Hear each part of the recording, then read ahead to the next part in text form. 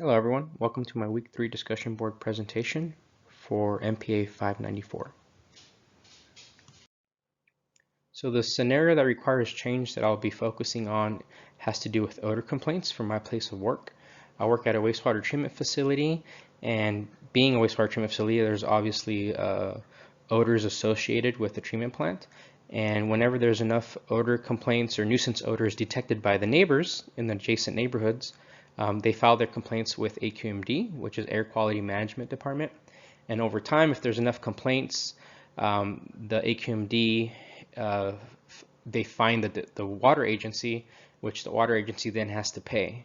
And the fortunate piece about this is that the fines are paid with taxpayer dollars from adjacent community members. So the change that needs to happen here has to do with structural change, with how the water agency or the wastewater treatment plant responds and collects odor complaints from the neighborhoods. Hopefully receiving more of the odor complaints directly from the neighbors versus having the neighbors issuing their complaints to AQMD.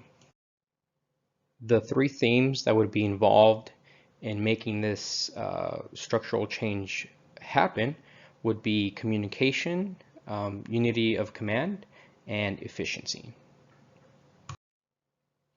Before any major planning of structural changes are made for implementing this new method of collecting and responding to odor complaints, it's important for there to be open communication between the supervisors and managers with the workers who are going to be the ones actively responding and correcting any odor issues related to these odor complaints.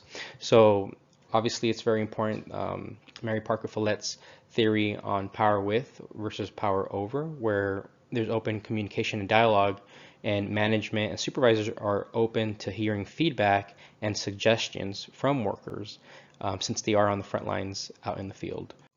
By having their opinions and ideas heard, the workers have a higher investment and overall commitment towards making sure that this new change in structure for odor mitigation is more successful, and they're more involved in the process. I also think that Thale would also agree that this open communication dialogue would help emphasize and show initiative from certain employees and help overall management dictate which personnel are more suited for certain positions or tasks within this new structure for odor response mitigation.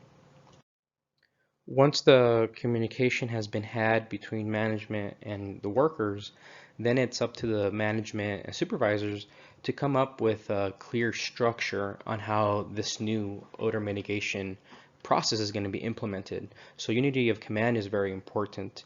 As for POSCORP by Gulick, we know that it's very important in this planning process for managers to be very involved, and hearing all the communication and discussion, they're able to better dictate and figure out which employees are responsible for which duties. One of the more important aspects of the POSCORP is the reporting side. All this new data collection and odor response activities is for naught if there isn't good reporting that comes out of it, to where any issues found at the treatment plant, any mitigation measures that were taken to reduce or correct any faulty equipment that were leading to these odor issues. There's got to be a clear way to communicate the effectiveness of the new structure and the new way of handling odor complaints to the community, so that the citizens next door know that the treatment plant is doing everything in their power to mitigate and answer their complaints. Part of the structural change that has to occur as well would be in the chain of command. So at the treatment facilities, somebody's going to have to be given the position of leading and being in charge of the odor mitigation processes. So somebody has to be put in charge, and the new miniature structure has to be put in place to deal with odor complaints. So that way there's a clear hierarchy on who's in charge of the reporting and how to dictate out responsibilities and roles when odor complaints come in, which this structure and hierarchy of command is very relevant to Weber's bureaucracy. And thus, with this clear chain of command and procedures put in place, both these concepts give a good sense of accountability moving forward with the new structural change for dealing with odor mitigation. Finally, efficiency is another theme that is essential for making this structural change successful for odor mitigation.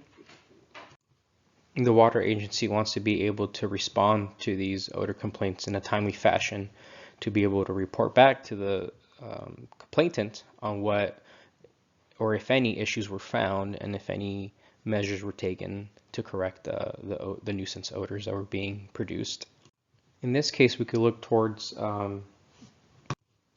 Taylor's scientific management approach, where once the general structure of the mitigation program has been laid out, we can make it a lot more efficient by dictating certain roles to individuals to their basic functionality.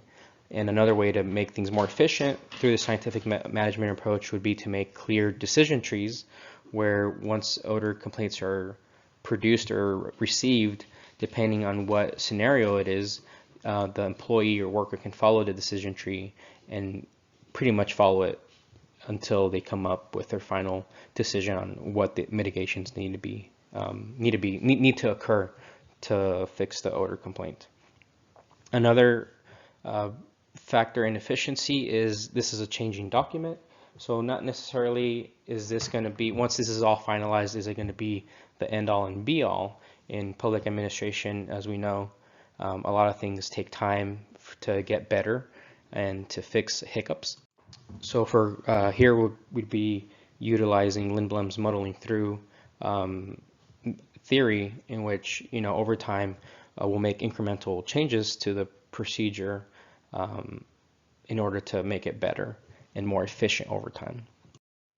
Thank you for watching. I'm looking forward to your guys' presentations.